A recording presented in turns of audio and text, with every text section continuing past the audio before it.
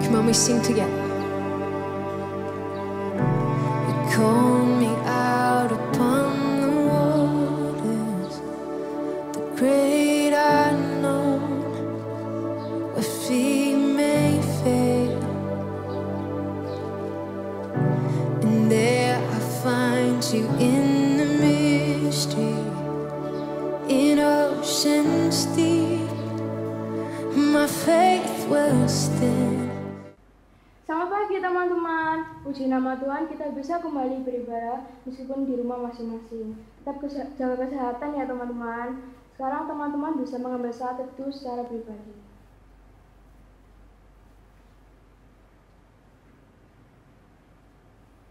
Sungguh besar setia Tuhan dalam hidup kita. Tidak ada kata yang bisa melukiskan indahnya Tuhan. Bagi Dia segala pujian dan kemuliaan. Mari kita pujikan lebih dalam ku menyembah.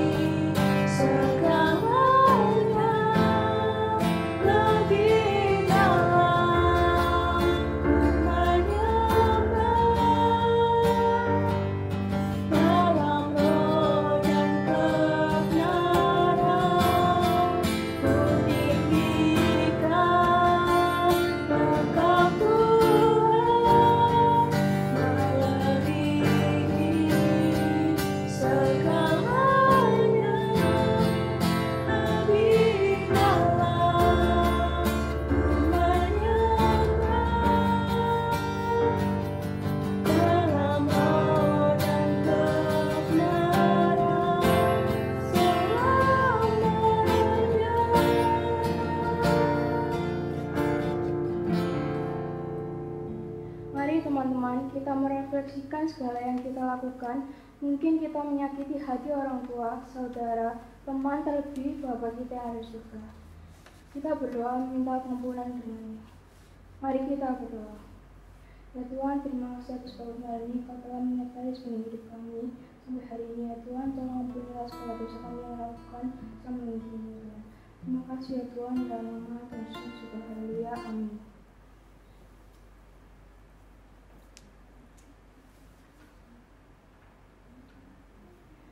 Bagi kita yang telah ditebus dan diampuni dosanya, terimalah berita anugerah yang terambil dari 1 Yohanes 1 ayat 9. Jika kita mengaku dosa kita, maka Ia adalah setia dan adil, sehingga Ia akan mengampuni segala dosa kita dan menyucikan kita dari segala kejahatan. Dan petunjuk hidup baru yang terambil dari 1 Petrus 3 ayat 15. Tetapi kuduskanlah Kristus di dalam hatimu sebagai Tuhan, dan siap sedialah pada segala waktu untuk memberi pertanggungan jawab kepada tiap-tiap orang yang meminta pertanggungan jawab dari kamu tentang pengharapan yang ada padamu, tetapi haruslah dengan lemah lembut dan hormat. Teman-teman, memang kasih Allah itu tidak berkesudahan di hidup kita, selalu baru setiap pagi, setiap hari. Dengan sukacita kita menari dan memuji bagi Dia.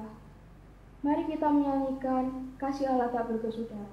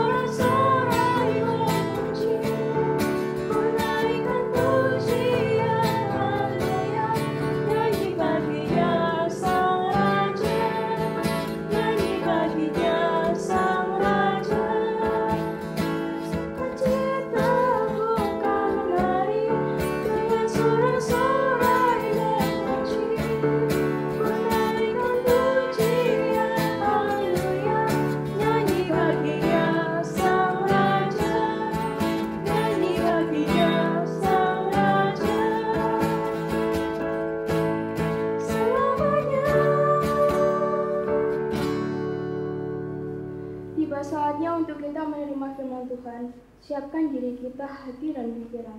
Mari kita menyanyikan sampai akhir hidupku.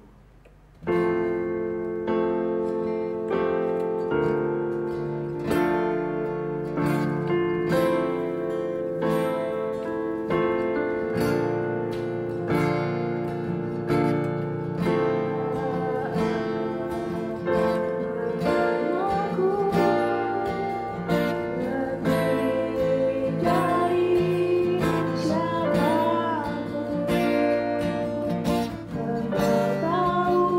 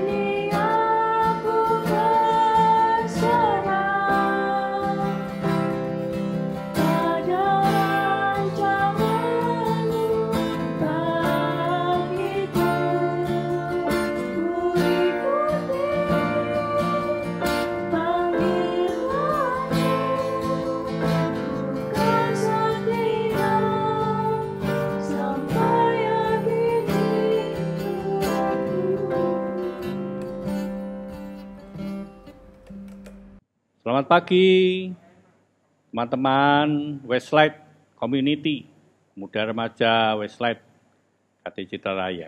Mari sebelum kita belajar firman Tuhan, kita akan berdoa terlebih dahulu. Allah Bapa yang bertahta dalam kerajaan surga, kami sungguh bersyukur Tuhan, karena Tuhan tetap memberikan perlindungan kepada kami semuanya. Tuhan tetap juga boleh menjaga dan juga memeliharakan kami pribadi. Sehingga saat ini kami boleh tetap beribadah bersama-sama di dalam kasih dan rahmat Tuhan di rumah kami masing-masing. Terima kasih ya Tuhan, walaupun sebentar kami belajar firman Tuhan, biarlah Allah Roh Kudus sendiri yang akan menerangi hati pikiran kami, sehingga sungguh-sungguh apa yang kami pelajari, boleh kami memahami, mengertinya. Lebih daripada itu, kami boleh lakukan itu di dalam kehidupan kami secara nyata. Terima kasih Tuhan, terpujilah nama-Mu. Di dalam nama Tuhan kami, Yesus Kristus, kami berdoa. Amin. Baik, selamat pagi semuanya. Kali lagi kita bersyukur ya, meskipun mungkin saat-saat ini kita belum bisa, kita belum bisa bertemu dengan bertatap muka ya. Tapi kita tetap minggu demi minggu, kita tetap beribadah kepada Tuhan dimanapun kita berada. Meskipun kita ada di rumah kita masing-masing ya. Baik, hari ini tema yang akan kita pelajari bersama adalah harga menjadi murid Kristus ya. Nah, kita sebagai anak-anak remaja Kristen, sebagai orang Kristen, bukan sekedar kita beragama Kristen saja, atau kita sudah dibaptis, bagi yang sudah dibaptis ya, atau kita mengikuti ibadah di gereja atau di rumah seperti sekarang. Bukan sekedar itu. Menjadi seorang Kristen adalah menjadi murid Kristus. Ya. Apa yang dimaksud dengan murid Kristus? Katakan murid Kristus adalah orang yang hidupnya mencerminkan pengajaran dan kehidupan Kristus. Nah, murid itu apa sih? Murid itu adalah belajar dari gurunya. Apa yang diajarkan gurunya itu yang kita terima, yang kita percayai, yang kita pegang di dalam kehidupan kita. Ya. Sehingga di dalam setiap tingkatan dari kita belajar itu, kita bisa mendapatkan ilmu itu. Misalnya waktu dulu kita masih kecil, ya, kita itu dulu diajarkan kan 1 tambah 1 sama dengan 2, gitu ya. Kita mungkin dulu nggak ngerti 1 tambah 1, oh ini 11. Nah, tapi kan itu nggak benar. Kalau kita terus ngotot mempertahankan itu, kita nggak mau dengar, kita nggak mau menuruti apa yang guru ajarkan, ya kita nggak bisa pintar-pintar sampai sekarang ya. Nah, maka itu kita harus selalu mendengarkan apa ajaran guru kita, ya, apa yang disampaikan itu adalah kebenaran yang boleh kita percayai, yang boleh kita pegang kebenarannya. Apalagi yang menjadi guru kita itu adalah Yesus yang adalah Tuhan Allah sendiri yang telah datang ke dalam dunia. Dan sebagai murid Kristus, maka kita ini mendengarkan pengajaran daripada Kristus dan kehidupan Kristus sendiri. Jadi menjadi contoh, menjadi teladan bagi kita semuanya. Nah, teman-teman sekalian, kalau kita melihat Yesus sendiri di dalam kehidupannya, di dalam Ibrani pasal 2 ayat 18 katakan apa? Dia sendiri telah mengalami penderitaan dan cobaan. Karena itu Yesus dapat merasakan penderitaan dan cobaan yang menimpa kita. Dan dia benar-benar sanggup menolong setiap kita. Nah, Tuhan Yesus sendiri mengalami penderitaan seperti itu. Nah, saat ini mungkin kita merasa bosan, merasa jengkel. Kenapa kita tidak bisa ke sekolah, nggak bisa main ke luar rumah, nggak bisa ketemu teman-teman, ya? Nah, tapi kita belajar di saat-saat seperti ini sebenarnya Tuhan melakukan sesuatu yang indah, sesuatu yang sangat berguna bagi kita semuanya. Maka itu, untuk menjadi murid Kristus, kita harus membayar sebuah harga. Kita sekolah aja, kita harus bayar uang sekolah, ya kan? kita juga harus bayar uang pangkal dan sebagainya. Ya. Nah, tapi harga yang harus kita bayar menjadi seorang murid Kristus ini bukan berupa uang, berupa materi, tapi bagaimana kehidupan kita berani untuk menjadi sebuah persembahan pada Tuhan sebagai harga yang kita harus bayar. Ya. Maka itu kita akan belajar sekarang dari firman Tuhan yang terambil di dalam Yakobus pasal 1, ya, ayat 2 sampai ayat 4. Ya. Pak, kita lihat bersama-sama. Nah, saya tampilkan di bagian ini, kita akan baca bersama-sama bagian ini. Ya. Bagaimana kita menjadi murid Kristus yang sejati, menjadi murid Kristus yang akan sampai di dalam tujuan yang akan kita tuju bersama. Ya. Nah, kita baca sama-sama ya. Yakobus 1 ayat 2 sampai 4.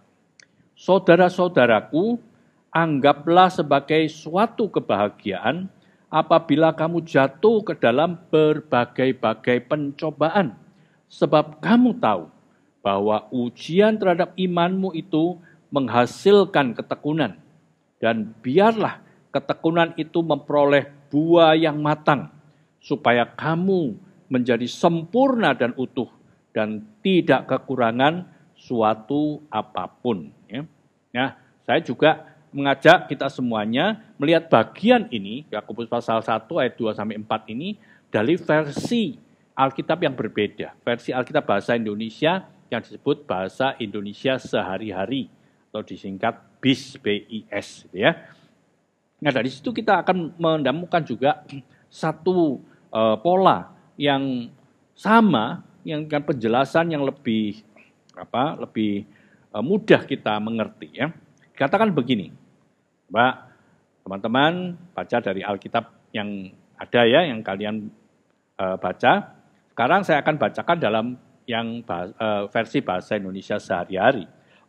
Saudara-saudara, kalau kalian mengalami bermacam-macam cobaan, hendaklah kalian merasa beruntung, sebab kalian tahu bahwa kalau kalian tetap percaya kepada Tuhan pada waktu mengalami cobaan, akibatnya ialah kalian menjadi tabah. Jagalah supaya ketabahan hatimu itu terus berkembang, sampai kalian menjadi sungguh-sungguh sempurna, serta tidak berkekurangan dalam hal apapun juga. Ya. Nah, saya ajak kita semua juga melihat satu bagian firman Tuhan yang lain, ya, yang senada dengan ini, yang ditulis oleh Rasul Paulus, yaitu di dalam Roma pasal 5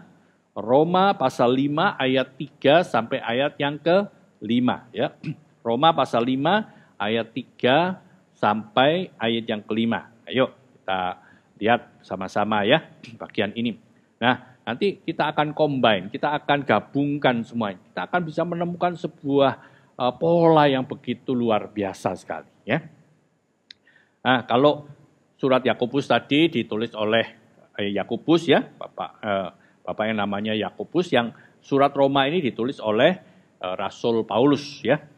Nah, katakan demikian Roma pasal 5 ayat 3 sampai 5. Yuk kita baca bersama-sama. Kita malah bermegah juga dalam kesengsaraan kita, karena kita tahu bahwa kesengsaraan itu menimbulkan ketekunan, dan ketekunan menimbulkan tahan uji, dan tahan uji menimbulkan pengharapan, dan pengharapan tidak mengecewakan, karena kasih Allah telah dicurahkan di dalam hati kita oleh Roh Kudus yang telah dikaruniakan kepada kita. Ya. Nah, nanti saya akan buat semacam diagram gitu ya. Kita akan bisa melihat alur daripada proses yang harus kita lalui ini. Nah, terakhir, sekarang saya akan mengajak kita semua juga melihat satu bagian firman Tuhan di dalam Yakobus kembali. Kalau tadi pasal 1 ayat 2-4, sekarang ayat yang ke-12 ya, pasal 1 ayat 12. Yuk, kita lihat sama-sama ya. Yakobus pasal 1 ayat 12. Yuk kita baca ya. 1, 2, 3. Berbahagialah orang yang bertahan dalam pencobaan, sebab apabila ia sudah tahan uji, ia akan menerima mahkota kehidupan yang dijanjikan Allah kepada barang siapa yang mengasihi Dia. Nah, dari beberapa ayat-ayat itu tadi kita akan melihat untuk kita menjadi murid yang sempurna, yang dikatakan seperti itu, murid yang utuh, yang sungguh-sungguh menjadi murid, itu ada prosesnya. Tidak bisa ujuk-ujuk langsung kita datang ke gereja terus semua selesai kita sudah jadi murid Kristus. Bukan sekedar itu, ada proses yang begitu panjang yang harus kita lalui, yang harus kita jalani, kita alami bersama-sama. Nah, makanya ini kalau kita lihat dari baik Yakobus pasal 1 ayat 2 tadi ya, maupun Roma pasal 5 tadi, ada perkataan apa? Pencobaan, ada kata ujian, ada kata apa? Kesengsaraan. Mungkin saat-saat ini yang kita sebut kondisi yang tidak enak, yang sulit ini adalah pencobaan, gitu. Mungkin juga ujian ataupun kesulitan, kesengsaraan buat kita. Aduh, aku nggak boleh main keluar, aku nggak bisa kemana-mana, aku harus di rumah terus seperti orang di penjara aja, katanya gitu ya. Nah, tapi disitulah Tuhan ingin kita belajar, kita menggunakan situasi seperti ini untuk apa? Untuk sesuatu yang berguna bagi kita. Coba katakan tadi bahwa kalau kita itu mengalami bermacam-macam cobaan, ya, yang bahasa Indonesia sehari-hari tadi mengatakan apa? Hendaklah kalian merasa beruntung, ya. Nah, yang di Roma tadi katakan bermegah dalam kesengsaraan. Nah, artinya apa? Artinya bahwa kita ini ketika mengalami semua itu, jangan kita jalani dengan jengkel, jangan kita jalani dengan bersungut-sungut, ngomel terus di rumah ya, wah dengan papa mama, dengan saudara-saudara, wah kita itu rasanya enggak ada sukacita dalam hatinya. Maka itu dikatakan di sini apa? Berbahagialah. Artinya apa? Bukan, oh seneng aku kalau kayak gini nih, apa semua sudah enggak usah ke gereja, enggak usah ke sekolah, enggak usah lakukan apa-apa gitu ya. Bukan, ya. Tetapi kita merasa beruntung meskipun situasinya sulit. Tapi itu untuk apa? Untuk kebaikan kita. Ya. Waktu kita menjalani itu semuanya, kalau kita merasakan satu keadaan yang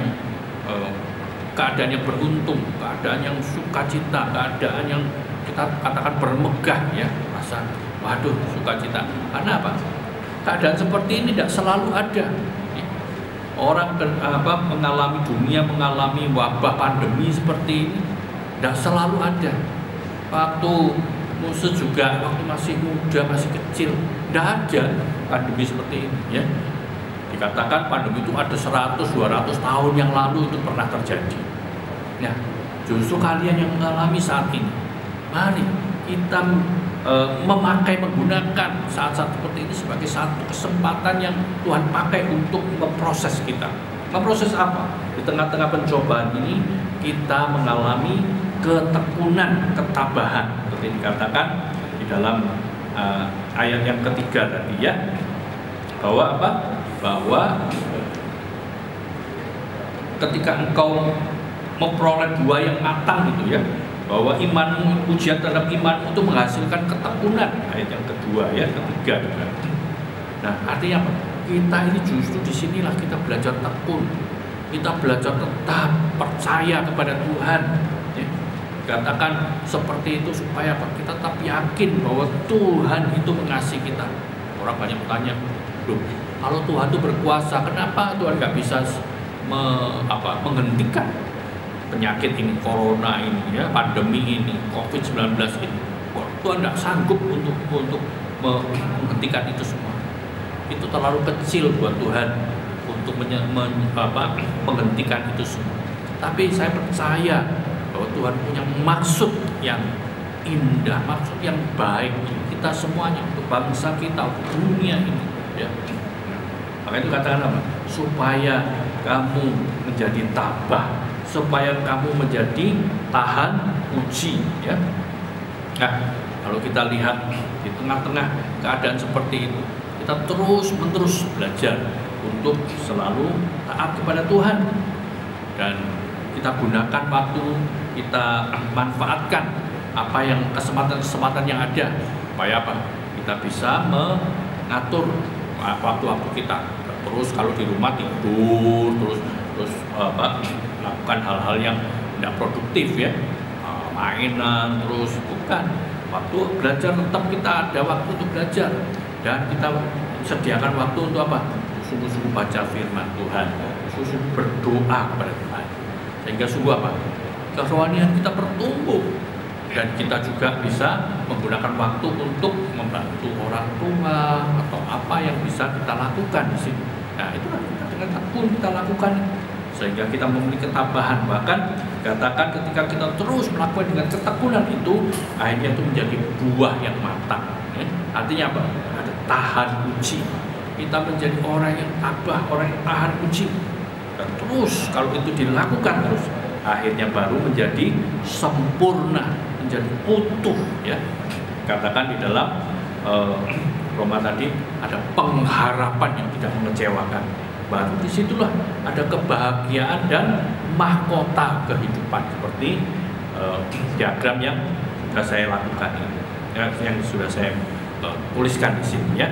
Jadi kita bisa melihat bahwa proses itu memang panjang. Sampai kapan Tuhan? Orang akan bertanya begitu ya.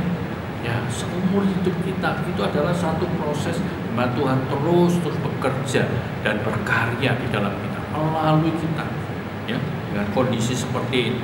Jika seseorang ingin menjadi seorang juara di dalam olahraga ya, dia harus berlatih kan. Nah, pelatihan itu nggak mudah, nggak enak-enak ya. Bahkan kalau kita seorang yang lifter yang mengangkat sampai 100 kilo umpamanya, ya mungkin awalnya mengangkat 20-30 kilo. Setelah itu setelah dia sanggup 20-30 kilo, tambah lagi jadi 40 kilo, tambah lagi jadi 60 kilo, teruskan seperti itu, sehingga dia bisa mencapai beban yang lebih berat lagi. Termasuk dalam sekolah kita ya, kita dulu mungkin ujiannya di kelas 1 gampang, mungkin kelas 3, kelas 5, SMP, SMA. Sekarang kita mungkin lebih sulit lagi, karena di situ tingkatan kita lebih tinggi ya. Nah, itu menjadi murid Tuhan seperti ini. Nah, Tuhan memang Tuhan Yesus itu tidak menghendaki orang-orang atau pengikut-pengikut yang hanya mau menerima anugerahnya saja, tetapi Dia menghendaki pengikut yang mau membayar harga untuk menjadi muridnya ya. Mau nggak kita membayar harga? Jangan pikir kalau jadi murid Tuhan, wah enak ya, karena kalau kita sakit kita doa pasti sembuh ya. Kalau kita mengalami kesusahan kita doa, Tuhan menghiburkan ya. Kemudian kalau kita mau ulangan kita doa nanti bisa nilainya bagus. Apakah seperti itu menjadi seorang murid? Bukan seperti itu saja, tapi ada harga yang dibayar untuk mencerminkan kehidupan Kristus ya, kehidupan guru kita di tengah-tengah dunia. Itulah tugas dan tanggung jawab kita sebagai murid Kristus, adalah mewujudkan kehidupan Kristus di dalam dunia. Dan Kristus bagaimana mengasihi orang-orang dan juga Dia melayani orang-orang. Nah, kehidupan seperti kita seperti itu. Itulah harga yang kita harus bayar juga. Ya. Nah, kiranya Tuhan menolong dan memberkati kita semuanya. Ya. Nah, ada satu kisah, ada satu kesaksian. Kalau kita pernah menyanyikan lagu ya, bahwa I have decided to follow Jesus ya, aku mau mengikuti Yesus sepanjang hidupku ya. Nah, ini ada sebuah kisah bagaimana lagu ini dibuat. Lagu ini dibuat bukan dalam kondisi yang nyaman, dalam kondisi yang enak, tetapi dibuat di dalam tekanan dan tantangan yang luar biasa. Mari kita saksikan sebentar dari kesaksian pembuatan lagu ini ya.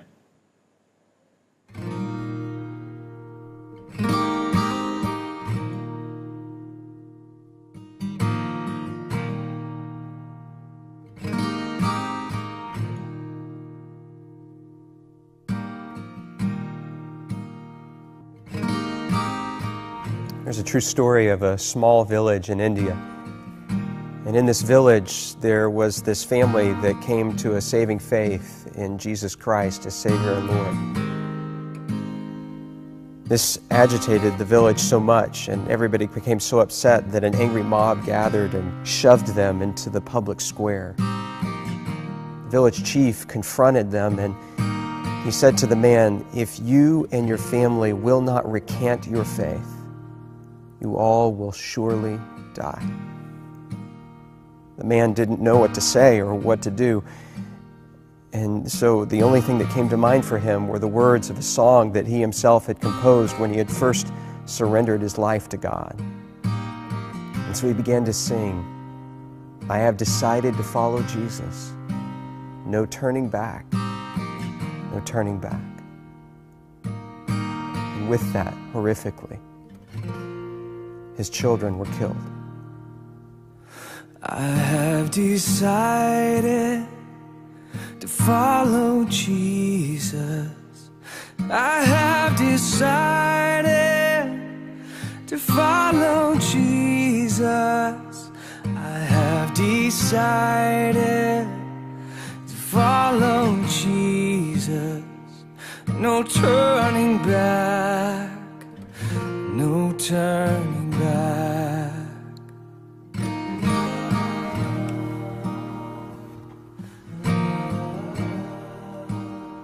He was given another chance, this time with his wife's life on the line. And yet he continued to sing, "Though none go with me, still I will follow. No turning back, no turning back." Though none go with me, still I will follow. Though none go with me, still I will follow. Though none go with me, still I will follow. No turning back, no turning back. After her tragic death, he was given one final opportunity, this time to save himself. And yet he continued to sing. Cross before me, the world behind me. The cross before me, the world behind me. The cross before me, the world behind me. No turning back, no turning back.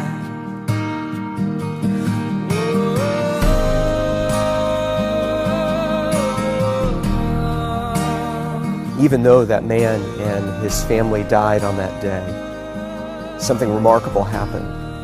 A seed was planted in the heart of that village chief, a seed that began to grow over time, and eventually he called the community together in that very same neighborhood, in that very same square, and he renounced his former faith and declared his allegiance to Jesus Christ. And a celebration broke out in that moment, and the gospel began to flourish and to grow in that community, not just in that village, but across the whole region, because they had seen real faith, and they knew the true character of God because of a family that believed and sacrificed, even under the penalty of death. No turning back,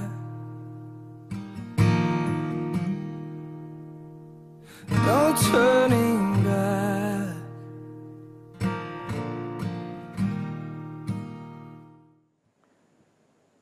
Nah, kita sudah lihat tadi ya, tentang bagaimana lagu ini diciptakan. Nah, orang yang menuliskan lagu ini, itu harus kehilangan istrinya, kehilangan anak-anaknya, dan juga kehilangan nyawanya. Ya, dia mau mengikuti Yesus.